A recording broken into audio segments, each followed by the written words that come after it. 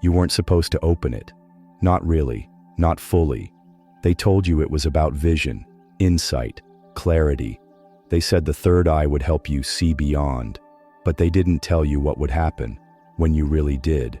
Because what opens doesn't just see, it listens, it remembers. It begins to undo the lie you've been living in, and no one warned you about that. They gave you safe symbols, mandala stickers, chakra charts, glowing Instagram posts and spiritual hashtags. But the ancient texts, the ones not diluted for mass consumption, they spoke of something else entirely. Not awakening, but unraveling.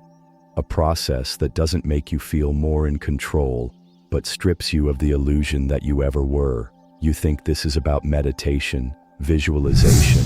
Ask the mystics who went too far, who opened it before they were ready, who began to see things they couldn't explain, and then couldn't unsee.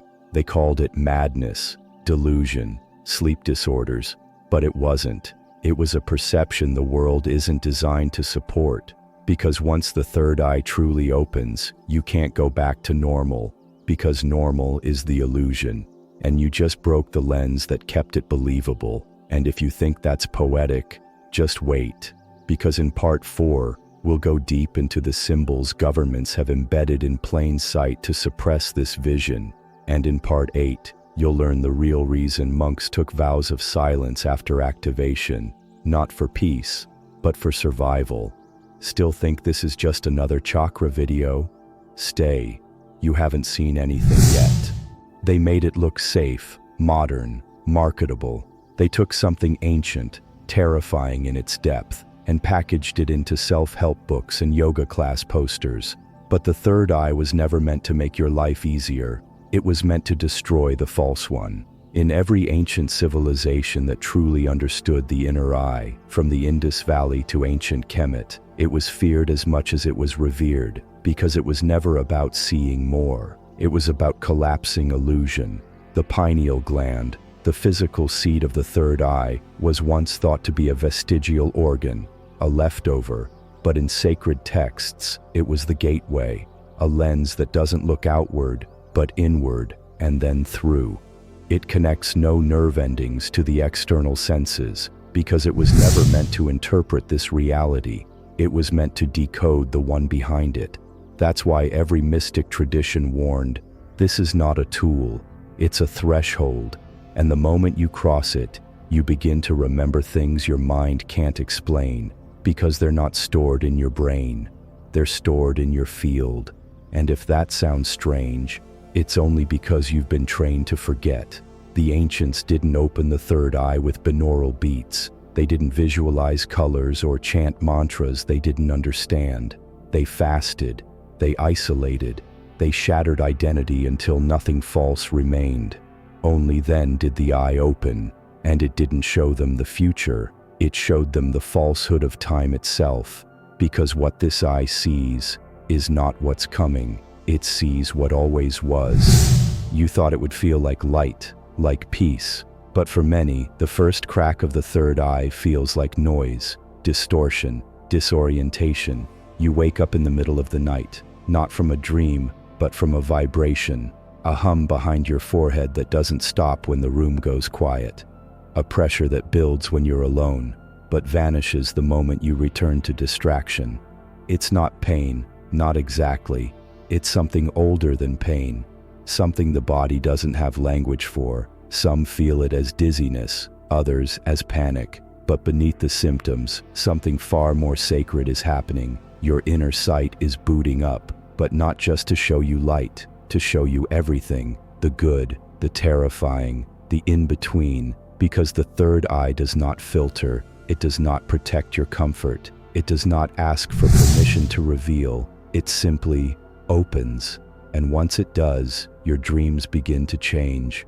But they're not dreams, they're memories, not of your childhood, but of something deeper, a reality you used to know, but forgot the moment you were born. And now, it's returning, through flashes, through silence, through symbols you don't understand, but feel. This is why some ancient cultures trained their initiates to endure visions. not because they were hallucinating, but because they were no longer only seeing this world. They were perceiving between worlds, and the body had to catch up with the soul. And if you've ever felt like you're remembering something you were never taught, that's not confusion. That's recall. You've seen the symbols, the eye in the pyramid, the single eye on currency, logos, movies, institutions, all echoing the same image. They told you it was coincidence, design, aesthetic. But what if I told you these weren't symbols meant to awaken the third eye, but to hijack it? Because here's the secret they never wanted you to trace back. The same force that reveals can also be controlled. And for centuries, those in power knew something the public forgot. That consciousness doesn't just receive energy, it shapes it. It emits signal. And the third eye is the antenna. So if you can program what that antenna receives, you don't need to silence people. You just need to direct what they see. That's why the most powerful symbol in the world isn't hidden. It's repeated. The eye in the triangle, the all-seeing gaze, but not watching over you, watching through you, rewiring what you believe is possible and permissible. They placed it on the dollar to say, this is what gives vision power, money. They put it in pop culture to say, this is enlightenment, fame. They embedded it in corporate branding to whisper, this is unity, obedience. But the ancient symbol was never about control, it was about awareness. In Kemet, it was the Eye of Horus, a code for sensory activation and divine memory. In Hindu mysticism, it was Shiva's third eye, not for sight, but for destruction of illusion. But here, it's been inverted, used not to open your perception, but to lock it in place. And the irony, the moment you recognize it, it loses power, because the true third eye isn't on a logo, it's in you. And the moment you stop consuming programmed vision, you start seeing again. Your body can feel it before you do, before you activate anything, before you even meditate for the first time. Your system knows something is waking up that doesn't fit the rules it was built on. And the symptoms begin. Subtle at first, you brush them off, sleep patterns shift, your dreams become vivid or vanish completely. Pressure builds behind your forehead, not painful, but persistent, like a presence that won't leave. You try to explain it. Too much screen time, stress.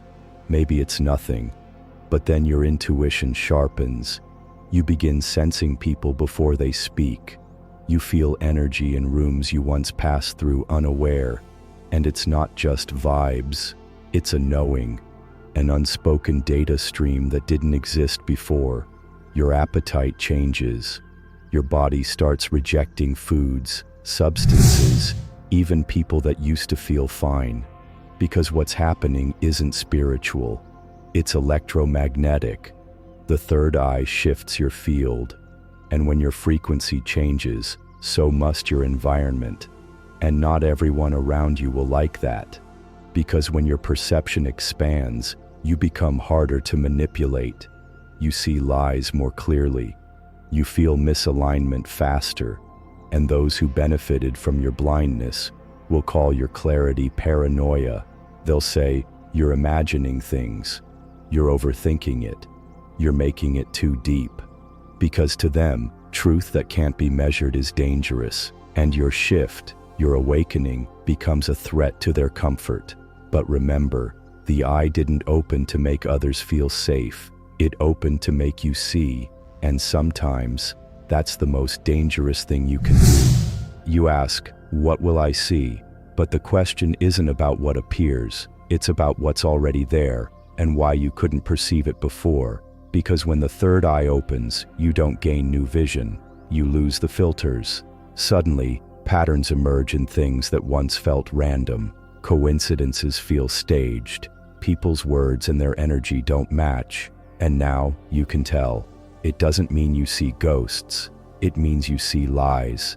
The illusions society agreed upon begin to flicker. The smiles that feel hollow. The narratives that don't add up. The empty rituals we perform to maintain the illusion of control. The eye doesn't show you another world, it exposes this one. You start noticing how much of your life was built on borrowed beliefs, rules you never questioned, desires that weren't yours, fears passed down like family heirlooms. And as the veil lifts, you don't feel more powerful, you feel more alone, because you're no longer part of the game, you're watching it from above. And when you try to explain what you're seeing, most won't understand, not because they're incapable, but because they're not ready to unplug. And some part of you will grieve, the version of you that used to feel safe in the matrix, the comforts of conformity. But if you stay with it, if you don't close the eye when it starts to tremble, you'll find something deeper, not new vision, true vision, and it will hurt, but it will free you. As your third eye begins to activate, subtle shifts occur, first in how you perceive reality, then in how reality responds to you. You might begin noticing synchronicities, numbers repeating, strangers saying exactly what you were thinking, or dreams that seem to predict real events. These aren't coincidences, they're signals that your internal and external worlds are starting to align. But the awakening isn't always gentle. Some people experience intense emotions, vivid nightmares, or even temporary confusion. That's because the third eye doesn't just show you beauty, it reveals hidden truths, truths about the world, about others, about yourself. The illusions we once relied on, social norms, beliefs, even our own identity, may start to crack. And that can be terrifying. But it's also liberating, because in that breaking, something deeper emerges. Clarity. Not the kind of clarity that comes from thinking harder, but from seeing through everything you've been taught to believe. And once you see, you can't unsee. If you've ever had moments where everything feels connected, like you're being guided, like you're remembering something ancient, you're not imagining it, you're awakening. But what happens when the third eye fully opens? For many, it marks the end of one life and the beginning of another, not in the physical sense, but in perception, purpose, and power. Your mind no longer seeks permission to believe in the unseen. You begin to trust your inner knowing more than external noise. You realize that energy speaks louder than words. You walk into a room and instantly sense the hidden tension.